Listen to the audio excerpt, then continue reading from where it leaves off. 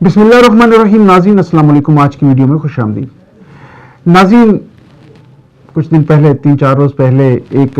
कौमी उलमा मशाइख कॉन्फ्रेंस होती है और कॉन्फ्रेंस में chief of army staff general Asim Munir और प्राइम मिनिस्टर आते हैं और एक बड़ी तादाद उलमा मशाइख की आती है वहाँ पे। और उस कॉन्फ्रेंस में मौलाना ताहिर अशरफी एक तकरीर करते हैं जिसमें वो जनरल आसिम मुनीर को कहते हैं कि तमाम उलमा और मदरसे और उनके बच्चे आपकी बात करते हैं। और फिर सोशल मीडिया पर एक तूफ़ान खड़ा होता है और मौलाना ताहिर अशरफी की इस तकरीर को ज़ेर बहस लाया जाता है कि ये उन्होंने क्या किया। नाज़रीन, आइए तारीख़ के तनाजुर में देखते हैं और आज के हालात के तनाजुर में कि मौलाना ताहिर अशरफी एक सिंबल है मौलवी का, तो इसका एनालिसिस करते हैं कि जो उसने कहा, जो मौलाना ताहिर अशरफी साहब ने कहा वहाँ पे कॉन्फ्रेंस में, उसकी क्या सिग्निफिकेंस है। नाज़रीन, जब हमने ये चैनल बनाया तो अभी बनाया ही था, तो उन दिनों नया इंजीनियर मिर्ज़ा को फॉलोअर्स आना शुरू हुए थे, सब्सक्राइबर्स वसी तादाद में आना शुरू हुए थे और व्यूज़ आते थे, उनकी वीडियोस वायरल जाती थी, लोग उन्हें पसंद करते थे। मैंने 1-2 वीडियोस देखी, उधर हमने चैनल बनाया। चैनल का एक्चुअली मकसद कुछ और था कि इस्लाम की तबलीग और दीन के हवाले से, तारीख़ के हवाले से आगाही दी जाए लोगों को। लेकिन वो मामला इस तरह निकला कि इंजीनियर मिर्ज़ा ने जो गुफ्तगू की वो काफ़ी काबिल एतराज़ थी। हमने एक वीडियो उसके ऊपर बनाई, लोगों ने उसके ऊपर और डिमांड की, हमने और बनाई और फिर उसी पे चलते चले गए। फिर ये फाइनली एक उसने जो गुस्ताखी की जिसके नतीजे में इंजीनियर मिर्ज़ा जेल में गया, 100 दिन जेल काटी और फाइनली अब ज़मानत पे बाहर है और अनकरीब बकौल उसके कि वो यूट्यूब पे दोबारा अपने लेक्चर्स रिकॉर्ड करने शुरू करेगा। हमें इस पर बड़ा एतराज़ था। हम कहते थे कि ये शख्स जो है वो हमारे औलिया अल्लाह के ख़िलाफ़, उलमा के ख़िलाफ़ घटिया गलीज़ ज़ुबान इस्तेमाल करता है, गंदी ज़हनीत का आदमी है, लिहाजा हमें इसका मुहासबा करना चाहिए। हम उसके ख़िलाफ़ वीडियोस बनाना शुरू हो गए और वीडियोस चलती रहीं। लेकिन नाज़रीन, जब ये तकरीर सुनी, वैसे तो वक्तन फ़वक्तन गाहे बगाहे पीछे भी इस तरह होता रहा कि हमें हमारे उलमा ने बहुत मायूस किया, हमारे मशाइख ने हमें बहुत मायूस किया, लेकिन हम ये समझते थे कि उम्मत की वहदत के लिए, उम्मत के इत्तफ़ाक़ के लिए, इत्तेहाद के लिए, दीन की तबलीग के लिए इस तरह की छोटी छोटी चीज़ों को पसे पुश डाल के फोकस इस बात पर रखा जाए कि उम्मत मुत्तहिद रहे और दीन का काम आगे बढ़े। हम अपनी आने वाली नस्ल को अपना जो दीन है वो उससे हालत में सौंप कर जाएं जो हमें हमारे आबा व अजदाद ने सौंपा। ये उसका फोकस था। लेकिन नाज़रीन, बहुत शदीद अफसोस हुआ, बहुत शदीद धचका लगा मौलाना ताहिर अशरफी की इस स्पीच को सुनकर। अच्छा, धचका वैसे लगना नहीं चाहिए क्योंकि मौलाना ताहिर अशरफी साहब को जब से हम बचपन से देख रहे हैं वो इसी तरह के शख्स हैं, उनका कोई सर पैर नहीं है। वो मतलब एक मुनाफिक से आदमी हैं, जिधर मर्जी मुंह दिल करता है मुंह उठा लेते हैं और जिधर उनको फ़ायदा नज़र आता है, यूँ कहना चाहिए, जिन उनको माली मफाद नज़र आता है, जहाँ उनको कोई ओहदा मिलता है, जहाँ उनको कोई, तो वहाँ पर वो चले जाते हैं। इससे पिछली गवर्नमेंट को इमरान खान की इस तरह तारीफ़ें किया करते थे। तो ये भांड होते हैं बेसिकली इस तरह के लोग जो गांव देहातों में तारीफ़ें करने के लिए चौधरी के होते थे ना, ये उस टाइप के हैं। लेकिन उन्होंने वो दीन का एक चोगा, दाढ़ी, वो जुब्बा और ये सारा पहन के तो वो ये काम कर रहे होते हैं। लेकिन धचका इसलिए लगा कि हम तारीख़ के, पाकिस्तान अपनी तारीख़ के एक नाजुक मोड़ पे खड़ा है जहाँ पे उलमा का और मशाइख का ये काम होता है कि वो हुकूमत वक्त को ये रियलाइज़ करवाए कि हमारा दीन दुनियावी मामलात में क्या कहता है और हुकूमत की रहनुमाई करें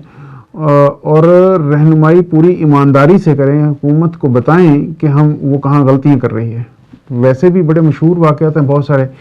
माजी में, हमारी तारीख़ में, जो हमारे औलिया अल्लाह थे वो हुकूमती अवानों से फासला बना कर रखते थे। वो वक्त के बादशाहों से मिलने से गुरेज करते थे, उनसे नहीं मिलते थे कि ये ना सोचा जाए। और ये सोचा जाता था कि जो भी उलमा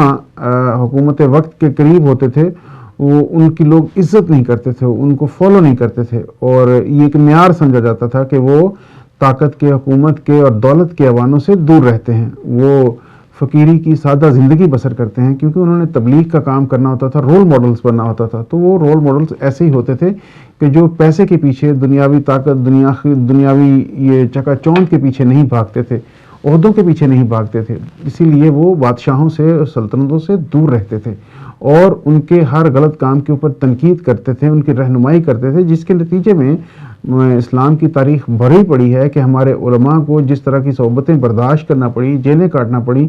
उनको मौत की सजाएं हुई, उनको कोड़े पड़े, उनके जिस्मों से मांस खींच लिया गया। तो इस तरह की मिसालें तो बड़ी भरी पड़ी हैं। और आज हम पाकिस्तान, हमारा मुल्क पाकिस्तान जिस मुश्किल वक्त से गुजर रहा है, उसमें ये ज़रूरत इस अमर की रही है पिछले 70 सालों में ही, लेकिन बतौर ख़ास इस वक्त कि हमारे उलमा अपना हकीकी किरदार अदा करते और हुकूमत को बताते कि कहाँ पे हुकूमत गलत कर रही है। दूसरी तरफ नाज़रीन, ये भी अफसोस का एक मुकाम है कि हमारी तमाम हुकूमतें, क्योंकि हुकूमत के ऐवानों तक जो लोग पहुँचते हैं, ज़ाहिर है ज़हानत में वो हमसे बहुत बेहतर लोग होते हैं, उनके पास बहुत सारे वसाइल होते हैं, उनके पास बेहतरीन दिमाग होते हैं आवाम की नब्ज़ को पढ़ने के लिए, हालात की नब्ज़ को पढ़ने के लिए। लेकिन पता नहीं ऐसा क्यों होता है कि हम जैसे सादा फहम आम लोग, मीडियोकर जो ये हमारी आवाम है, उनको तो वो सारी चीज़ें नज़र आ रही होती हैं, लेकिन जो हुकूमत के ऐवानों में लोग बैठे होते हैं, उनको ये बात क्यों नहीं समझ आती। और उनके मशीर कौन होते हैं जो उनको,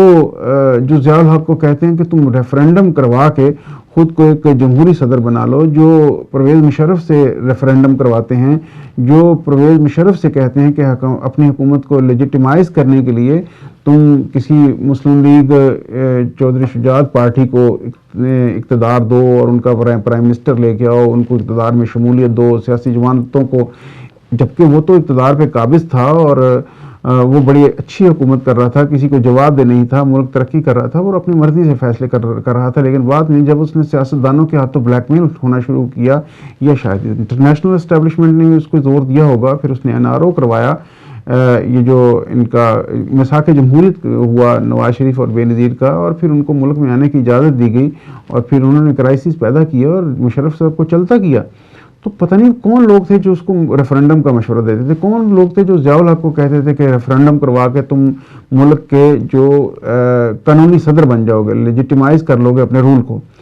तो अभी भी यानी फिर वो ऐसे इक़दामात और ऐसे लोगों से अपनी हुकूमत की तारीफ़ें करवाते हैं जिनको वैसे लोग पसंद नहीं करते। मतलब एक जनरल परसेप्शन है इस वक्त कि ये जो टिकटॉकर्स हैं, इनको, ये जो मशहूर टिकटॉकर्स हैं, ये अब पेरोल पे हैं हुकूमत के, या DGSPR के, या फ़ौज के, या इस्टेब्लिशमेंट के, या हुकूमत के पेरोल पे हैं और ये अब हुकूमत के बयानियों को प्रमोट करेंगे। तो मेरी समझ से बालातर है कि जिस तरह का इमेज इन लोगों के हैं, जिस तरह का इमेज मिस्टर पतलू का है, जिस तरह का इमेज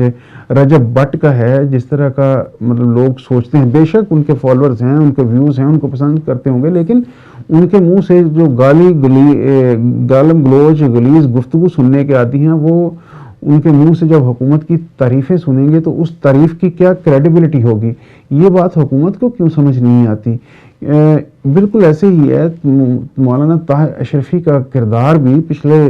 2 दहाइयों में जो रहा है, या उनके साथ जो लोग बैठे थे सारे,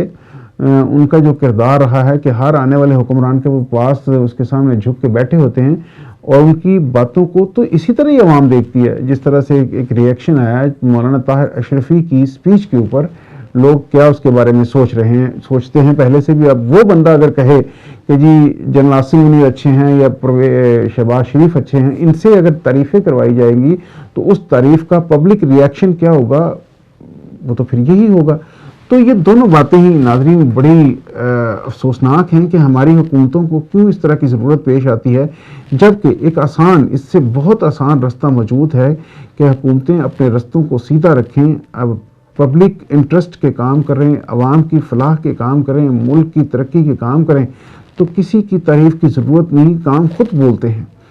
और अगर नहीं भी कर पा रहे तो कम से कम अपनी तारीफ़ों के लिए या अपनी बैत करने के लिए मौलाना ताहिर अशरफी जैसे लोगों को, या ये मशाइख, ये उलमा जो वहाँ उस कॉन्फ्रेंस में आकर हुकूमत के कसीदे पढ़े थे, इनकी ज़रूरत क्यों पेश आती है और इसके नतीजे में एक नेगेटिव पब्लिक परसेप्शन बनती है हुकूमत के बारे में। तो ये बात हमें समझ आती है, पता नहीं طاقت اور حکومت کے ایوانوں میں بیٹھے بیٹھے اتنے ذہین لوگوں کو یہ بات کیوں سمجھ نہیں آتی؟ اس سے کیا ہی بہتر ہوتا کہ اگر کوئی کریڈیبل بات حکومت کے بارے میں کر سکتا ہے کوئی بندہ تو وہ مولانا طارق جمیل کر سکتے ہیں، مفتی تقی عثمانی کر سکتے ہیں، مفتی منیب الرحمان کر سکتے ہیں، جن کا ایک پازیٹیو امیج ہے، بھلے ہی ان میں بھی خامیاں ہوں گی، لیکن اس طرح کے اچھا پازیٹیو امیج رکھنے والے لوگ اگر حکومت کے حق میں بات کرتے ہیں تو بات کچھ اور ہوگی۔ لیکن اگر طاہر اشرفی کسی حکومت کو کہے کہ ہم آپ کی بیعت کرتے ہیں، اور یہ معمول لگتا ہے ان تمام مدرسوں کا، پاکستان کے مدارس کا اور ان کے بچوں کا، کہ جن کو کہہ رہا ہے کہ یہ آپ کے ساتھ کھڑے ہیں۔ بے شک پوری قوم فوج کے ساتھ کھڑی ہے، اس ملک کے ساتھ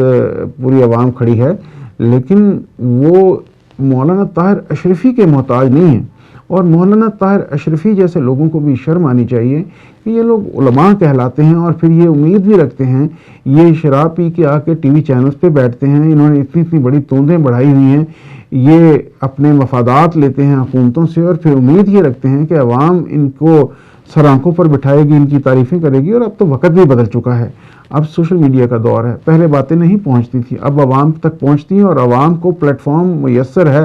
ہر بندہ یہاں پہ اینکر پرسن ہے، ہر بندہ نیوز کاسٹر ہے، ہر بندے کے پاس موبائل، کیمرہ، بولنے کی طاقت موجود ہے، سوشل میڈیا پلیٹ فارم موجود ہے، ہر بندے کی زبان سنی جاتی ہے، بات سنی جاتی ہے۔ تو اس دور میں یہ امید رکھنا کہ اب بھی ان لوگوں کو اس طرح کی پذیرائی، خاموش پذیرائی، جو پذیرائی ہوتی نہیں، وہ ملے گی، تو وہ جھوٹ بات ہے۔ مولانا طاہر اشرفی کو شاید ہی پاکستان میں کوئی بندہ پسند کرتا ہو،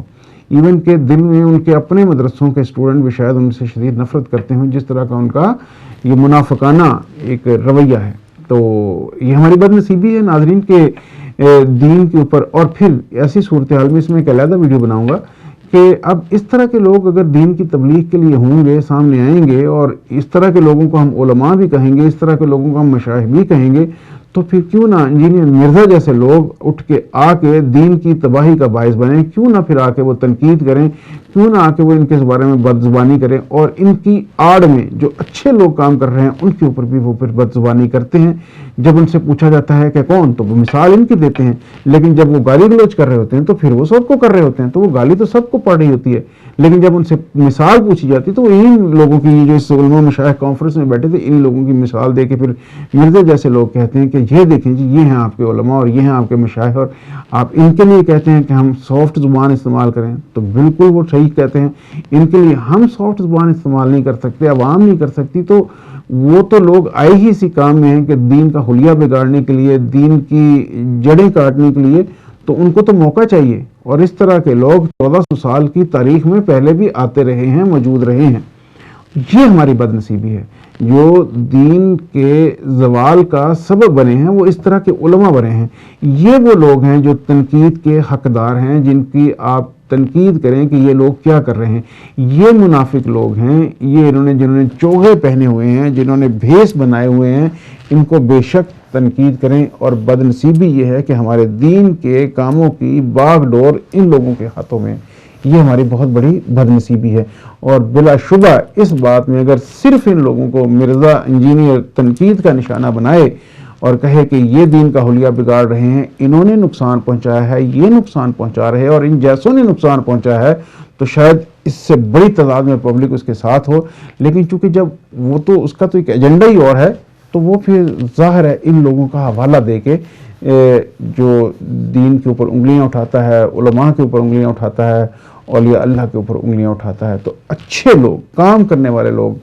سنسیئر لوگ، اصول پسند لوگ جو کام کر رہے ہیں دین کا، پھر ان کا امیج خراب کرتے ہیں وہ لوگ ان کا نام لے کے۔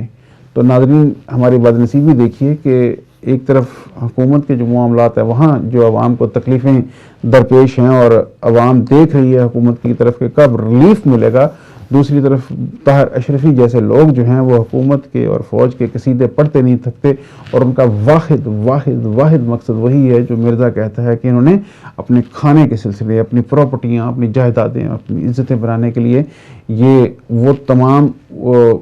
جو مدرسوں کے بچے، ان کی سوچ، اس ملک کی سوچ، ان کو بیچ دیتے ہیں ان کے سامنے اپنے چند ٹکوں کے لیے۔ یہ ہماری بد نصیبی ہے۔ اللہ تعالیٰ ہمیں ان جیسے علماء سے محفوظ فرمائے اور ہمیں ایسے علماء میسر آئیں جو واقعتاً جنہوں نے، اور ایسے اولیاء اللہ ہمیں میسر آئیں جنہوں نے واقعتاً 1400 سال میں دین کی تبلیغ کے اوپر بہترین کام کیا، اور جنہوں نے امت کی سوچ کو اس کی تربیت کی تاکہ دین کے معاملات آگے بڑھ سکیں اور ہم اپنی آنے والی نسل کو وہی دین منتقل کر سکیں۔ اللہ تعالیٰ ہمارے حال پر رحم کریں، اور اللہ تعالیٰ ہمارے درمیان میں سے یہ ایسے علماء اور مشائخ ہمیں میسر کریں جو پھر سے دوبارہ امت کی تعلیم بھی امت کو دے اور ان کی تربیت بھی کریں، اور تاکہ ہم اپنا یہ دین جو شاندار دین ہے، جو نبی رحمت حضرت محمد صلی اللہ علیہ وآلہ وسلم کی تعلیمات ہیں، ان کو اگلی نسل تک ہم منتقل کر کے اس دنیا سے جائیں۔ آمین ثم آمین۔ اپنا ڈھیر سارا خیال رکھیے گا، اگلی ویڈیو میں ملتے ہیں۔ اللہ حافظ۔